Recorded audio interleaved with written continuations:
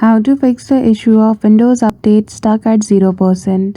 Hello everyone, welcome back to our channel, and today we are back again with a new video. So without any delay, let's get into it. So while updating your window, if you see this update, simply go to Run Application, click Window plus R and search for subfreeze.msc.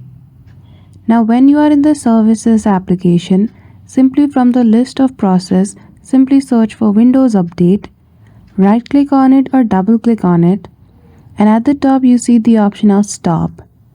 Simply click on it. After that your Windows Update will stop. Simply resume it, and then you won't face the issue of update stuck at 0%. So that's it. I hope you found this video helpful. If you did, don't forget to give it a thumbs up and subscribe to our channel for such tutorial. Thank you for watching till the end.